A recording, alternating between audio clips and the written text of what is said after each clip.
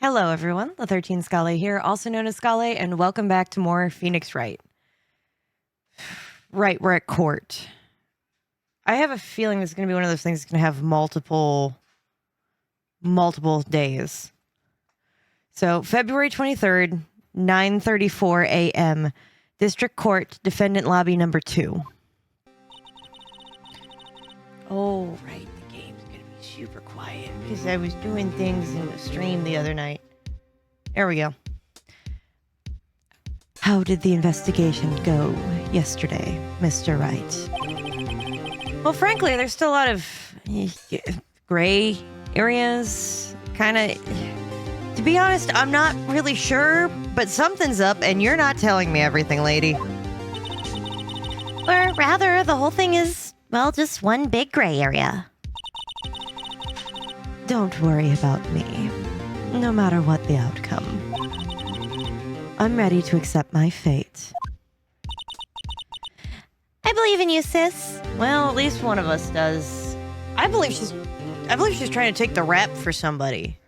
Quite frank, like, I got nothing to go off of, but I feel like she's trying to save somebody that she thinks is worth it. And then she's gonna realize that person's not worth it, and then stop trying to save them.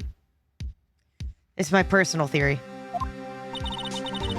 Mr. Wright, let me offer you a word of advice. Yeah? Sup? A defense attorney should never believe their client. I disagree. I wholeheartedly 126% disagree.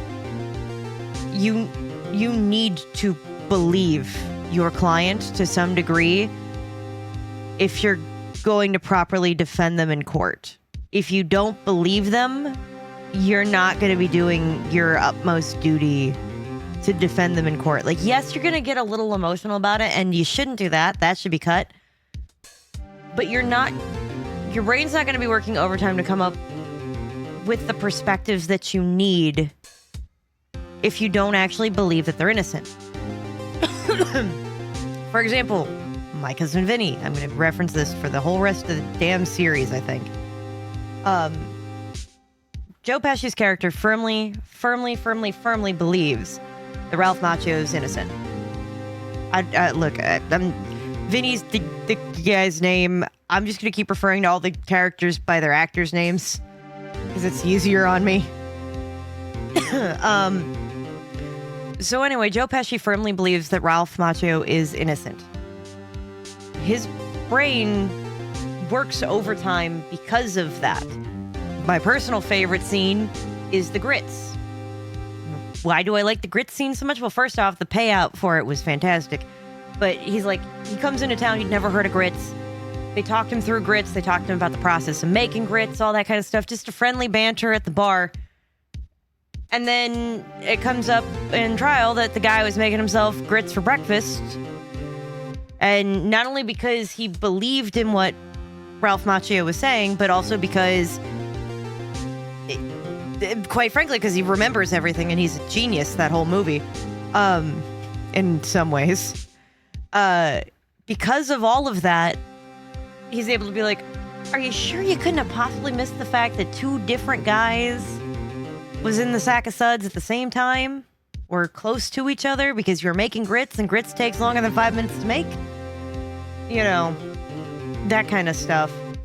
And because Marissa Tomei's character also firmly believes that Ralph Macchio is innocent, and that Vinny is correct in his assumption as well that Ralph Macchio is innocent, when she takes a look at the tire track marks, that's why she's able to so quickly put together the difference there being positive traction and how it couldn't be the Buick, how it couldn't be a Buick Skylark because it's a Pontiac Tempest. I think I have that right. Yeah. Because there is no way that these tire marks were made by a 64 Buick Skylark. These marks were made by a 1963 Pontiac Tempest. Yes, yeah, because it was a Pontiac Tempest because they were both made by GM. But my point still stands. Marissa Tomei's character wouldn't have been that quick on her feet to take a look. Like, she would have had that information, but she wouldn't have been looking nearly as hard at the information about the tire marks in the movie if it wasn't for the fact that, like, if she didn't actually believe that Vinny was correct or that Ralph Macchio was innocent. Anyway, Lana, I think you're full of shit. That's my tirade for about 3 minutes has been, Lana, you're full of shit. Look, I know, Emma, it's absolutely shocking that I think that your sister's full of shit, but you gotta hear me out here, honey. All right, I already gave my spiel. I don't have to do it twice. Just take the cliff notes and go with it. Just go watch My Cousin Vinny, and then when we're done, you can judge this. The defendant is called to trial because they are suspected of wrongdoing. The defendant is called to trial to give their side of the story so that we can determine if they actually did do it. Because in the rest of the world, it is supposed to be innocent until proven guilty. Granted, in the real world, it is guilty until proven innocent, for the most part anyway. But, and also the game reflects that unfortunate factor of the real world. Unfortunately. But, anyway, just shut up now. Never forget that. Bullshit, forget it. Throw it out your window. Miss Sky, you remind me a lot of Mia. But there's one decisive difference between you and her. Yeah, she's dead. And you're very much alive and not dead. And that is... You're not a defense attorney. You're a prosecutor. Of course you're... Oh, yeah. The checks. Of course you're not going to believe... Like, of course you're not going to believe in defendants from the constant perspective of having been a prosecutor your entire time. Like, that's not going to happen. I believe it's almost time for the trial. How can you be saying that, sitting there, knowing that you are absolutely innocent, still willing to take the fall? I know you're trying to get us to jump ship on this and let you go down, but whatever. Good luck, Mr. Wright. Yeah. My first trial without a Faye helping me. Like her name was actually Faye. No one's gonna bail me out this time. Emma might. The existence mentally of Mia there. I'll be alone in there. So I have to discover the truth all by myself. I mean, Emma's here. Let's not use your sister's voice for you. Let's do it, Mr. Wright. I'll be with you the whole way. Yeah, I guess. February 23rd, 10 a.m., District Courtroom number 9. We were in defendant lobby number 2. All right. There's Edgy. All right, Edgy, you're going down for this again. Kind of hope that you want to go down for this, but... Court is now in trial. Nope. Court is now in session for the trial of Miss Lana Sky. The defense is ready, Your Honor. The prosecution has been ready for a while, Your Honor. Edgeworth, could you not be a dickhead for 5 minutes? Edgeworth. I get it, and you're in a lot of... We're going back to this? I get that it was the last thing that happened in all of this. I get that. I do. But could we not think about him almost shooting a guy for just 2 minutes? Because every time that we've talked about Edgeworth, that's all we think about. And I get it. But if you'd taken a few more, I don't know, cases in the interim, maybe you wouldn't be thinking this. Anyway. It's been 2 months, but I haven't been in a courtroom since this trial. Well,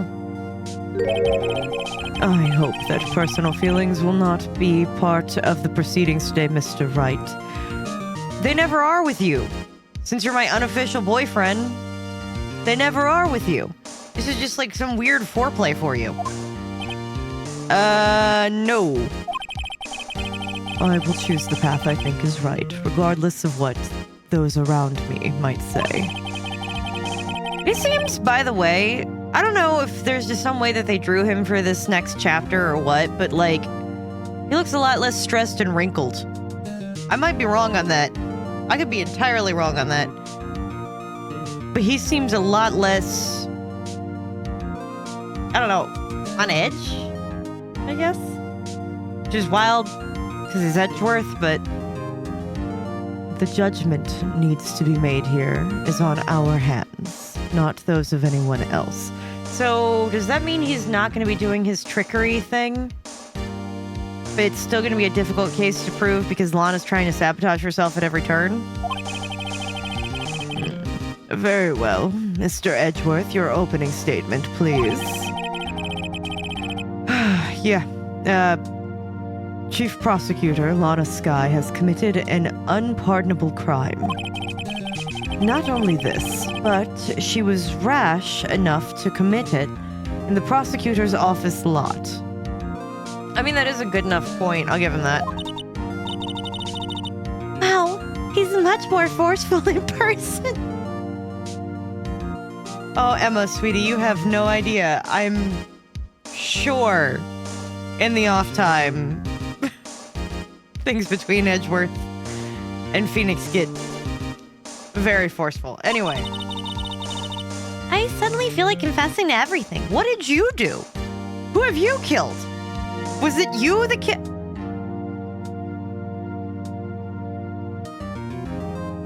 No. No. No? Hold on, I feel the gears turning in here. I mean, who all would it, what is on my finger? Who all would it be that Lana would be willing to take a dive for? Her sister? Checks. Her sister, I can imagine, would want to be snooping around the prosecutor's office to try to build connections, I guess, if she was smart. Or edgy. But I don't think that she'd be willing to go to jail for edgy. Not like she would for her sister. So what if she thinks that her sister actually did? I have no idea. I just know that my hair is kind of like Lana's. I don't like it. However, she will now pay for her rashness with her life. Okay, so I guess we're going for the death. Did you know? Okay, hold on. We're gonna. Just a second. Did you know that if you first degree murder a person, you don't always get life in jail or even, you know, death in jail? Like you would assume, especially after watching all them damn cop shows, you would assume that if you go out and first degree murder a person, meaning you planned all that shit out, that it would end after you get arrested, that the two options before you would be permanent life in prison for the rest of your days, or it would be death by whatever your government believes, right? In the US, it does not always mean that. Like, I understand the European, like, countries that believe in rehabilitation of people. That's not what this is, right? That's a separate thing from a US-based prison system. I assumed those were your two options. You either got life or death in prison. That's it. You go there, end a game. That's it. Don't go anymore. You know that sometimes you could just get like 28 years for first degree murdering a person? Which is wild to me. Like, I watched some of those like body cam, like the EWC or whatever, the EWU, whatever that channel is that, you know, is always posting the things about the cop stuff. I know Cinnamon Toast Ken has covered a few of these. But anyway, like, even the killer in one of those situations, like, the cop was like, yeah, these don't always become, like, life or death in prison. Sometimes you just go for a few years and then you get out. He goes, really? I thought I'd be in there, like, that's it. I go, yeah, I thought that's it, too. And the comments were like, you know, it's bad when the comments are just as shocked as the murderer. Like, that everybody heard that and went, oh, really? Really? You're sure? Okay. we'll continue anyway. So, yeah, she might not pay with her life. There was a witness to her crime. You sure about that? You sure about that? A professional witness.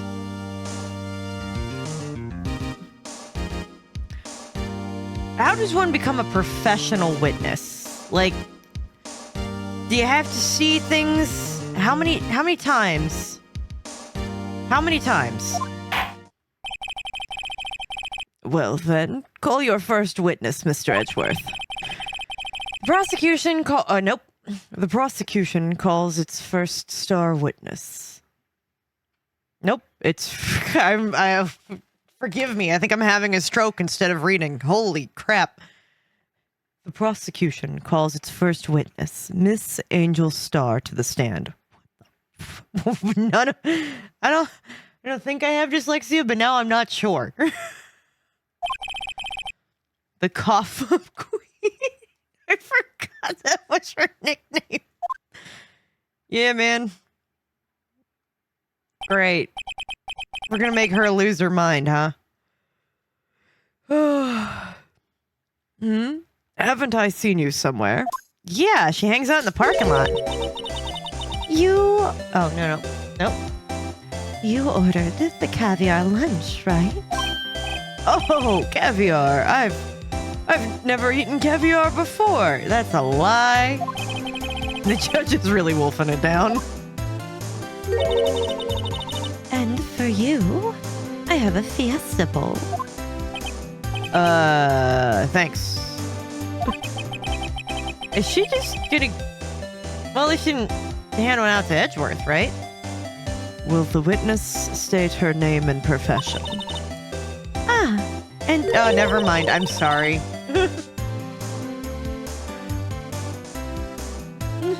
I'm sorry. That was too quick. I just thought that maybe she'd stop at the two of us, but nope, she had to get everybody in the room. Never mind. And you, sir? Did you order the fingerprint lunchbox? It's... Oh my god, he's too lawful. I'm gonna put him as neutral for this. Because for a while he was just lawful evil, but... I don't know what his alignment is now. But that's fantastic. It's too early for lunch. Your name and profession, please. Yeah, he just looks a lot less stressed out. Well, Your Honor, how does it taste? Wow, she's really avoiding that. Is she trying to purposely milk the room first? So, this is why everyone raves about caviar. It's so tasty it hurts.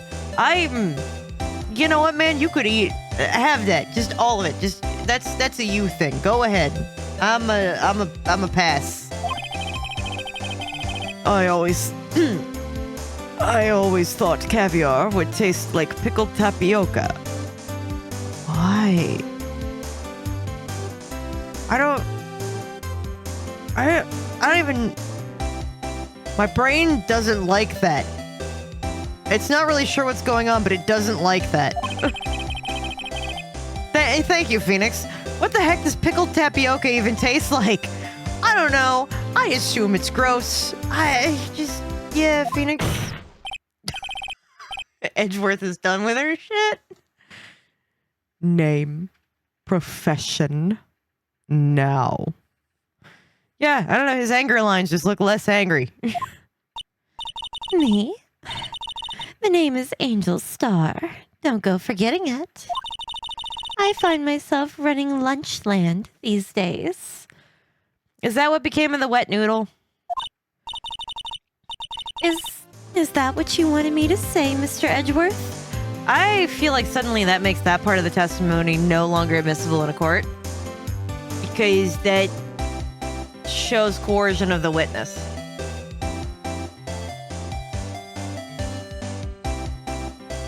Should have got a straw. Anyway.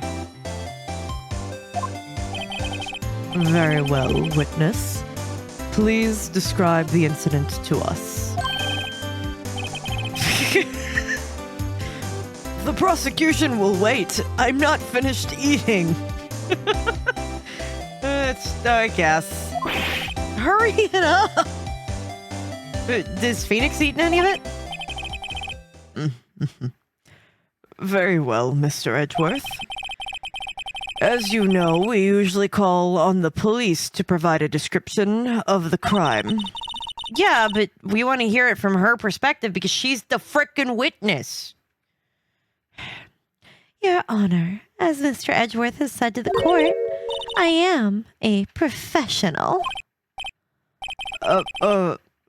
What exactly does that mean? I would love to know.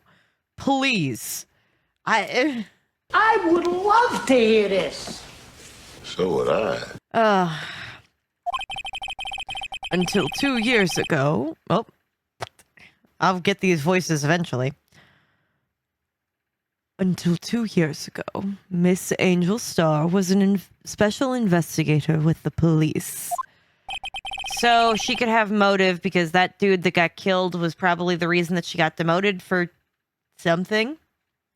She was a first-rate homicide detective, which is why she's playing so coy right now. What? Miss Starr was a detective? I could have told you that. Huh? How do you not...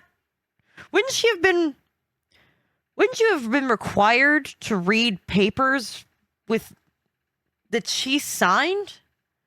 Or heard her testimony in a court of law at any point in time? She was a first-rate murder detective? Whatever. I know who you are. Cough Up? Oh, the Cough Up Queen.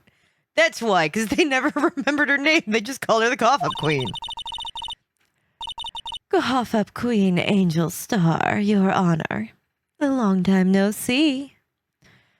All right, well, I think this is where I'm ending this. We have more for you in the next episode.